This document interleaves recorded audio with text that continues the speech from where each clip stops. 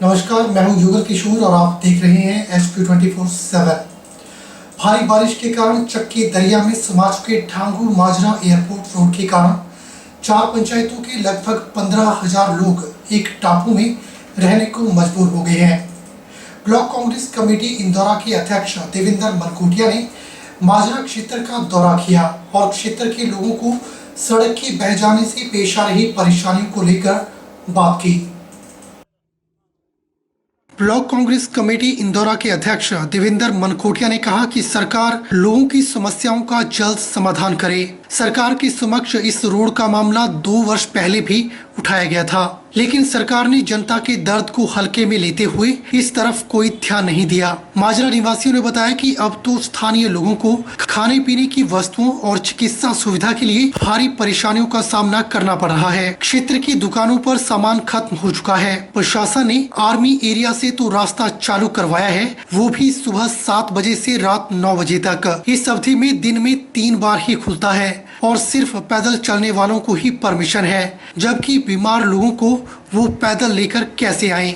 इस क्षेत्र के स्कूल जाने वाले बच्चों, किसानों को भारी परेशानियों का सामना करना पड़ रहा है और स्कूल व कॉलेज जाने वाले तमाम बच्चों को घरों में ही रहना पड़ रहा है।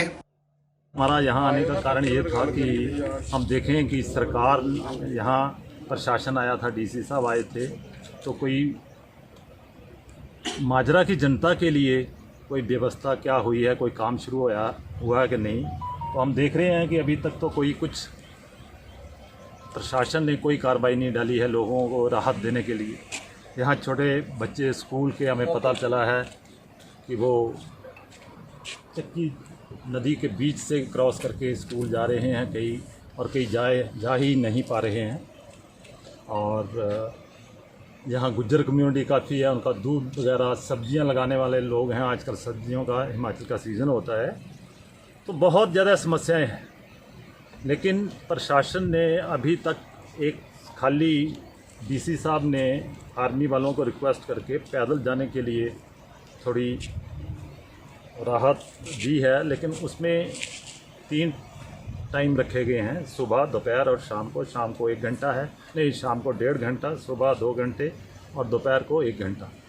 तो तब तो भीड़ लग जाती है, इतने ज़्यादा लोग, 8-10 हज़ार अफेक्टेड है, तो ये पर्याप्त नहीं है। कोई बीमार हो जाए क्या है।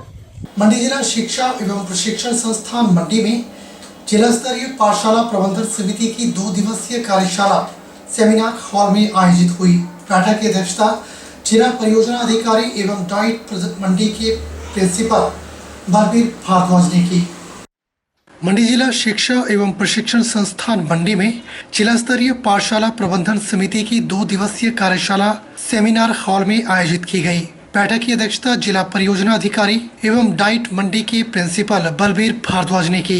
जिला परियोजना अधिकारी एवं डाइट मंडी के प्रिंसिपल बलबीर भारद्वाज ने बताया कि इस 2 दिवसीय कार्यशाला में जिला स्तरीय पाठशाला प्रबंधन समितियों को स्कूल में शिक्षा में अच्छी गुणवत्ता लाने के बारे में विस्तार से जानकारी दी जाएगी।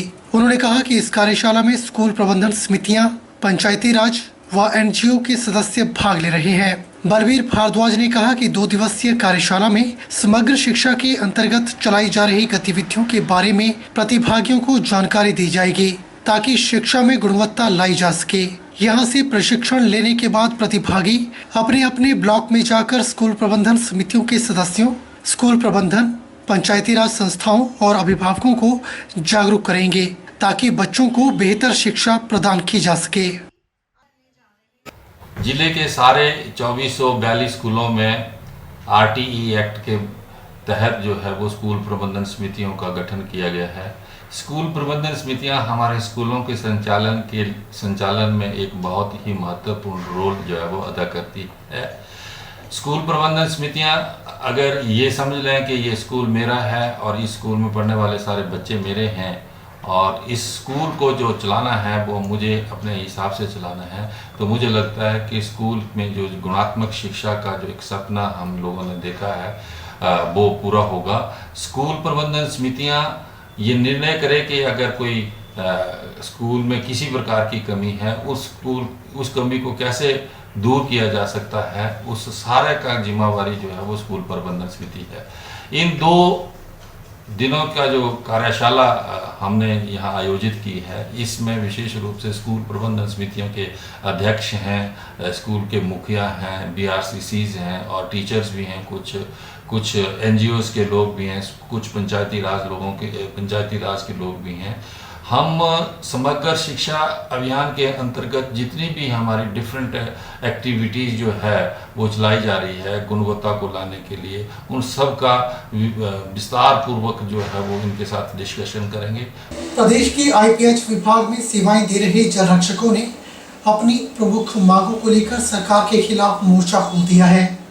संघ ने उपायुक्त मंडी के माध्यम से सरकार को अपना मांग पत्र भेजा है और सरकार को चिताया है कि यदि 10 दिनों के अंदर उनकी मांगे पूर्ण नहीं होती हैं तो 28 के बाद समस्त जल रक्षक आंदोलन की राह पर चलेंगे।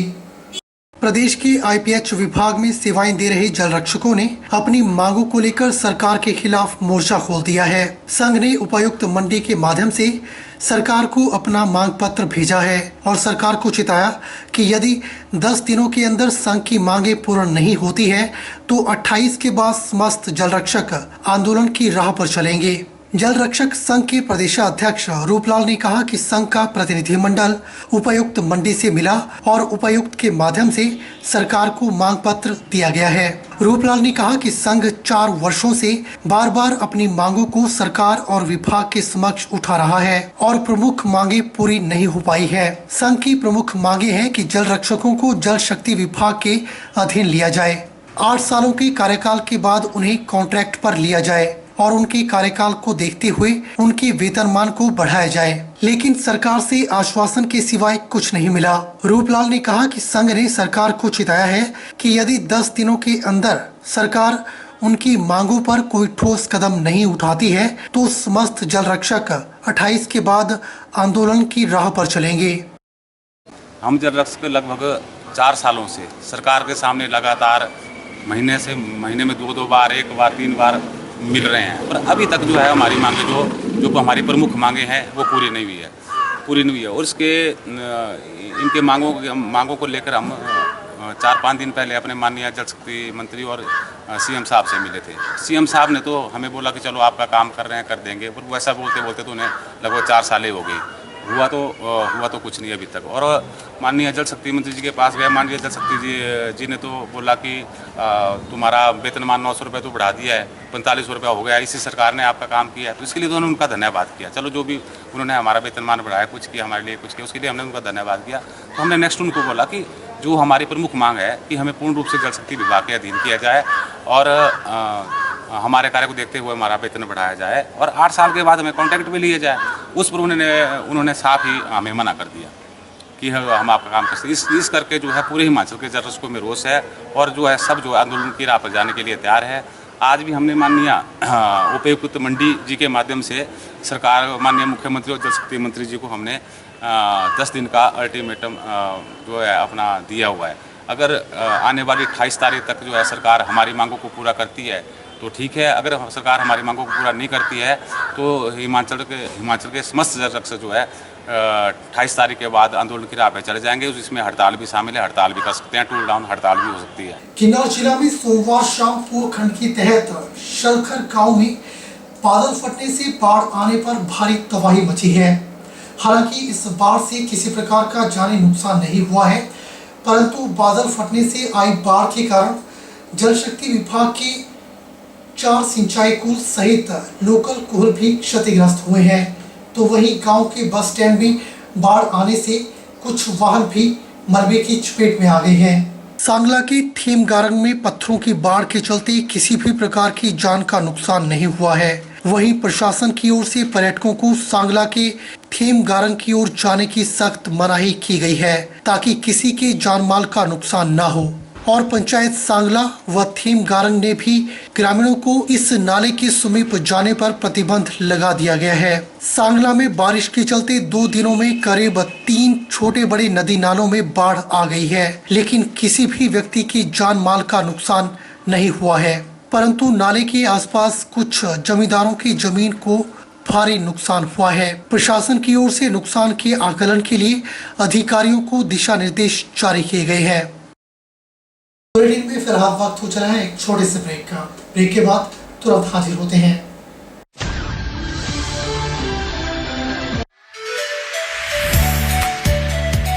Abhilashi Group of Institution, Nashok, Mandi, Himachal Pradesh. Admission open 2022-23 for BTech Civil Electrical Computer Science Engineering, Diploma Civil Electrical Engineering, B Pharmacy, Regular and Lateral Entry, ANM, GNM, BSc Post Basic BSc and MSc Nursing, ITI in Electrician, Sanitary Health Inspector, Solar Technician, Electrical, Fitter, MSc Physics, Chemistry, Botany and DLEd, GBT and B.Ed at Abhilashi College of Education, the only B.Ed college in Himachal Pradesh with NAC A grade. Scholarship assistance available. Contact for admission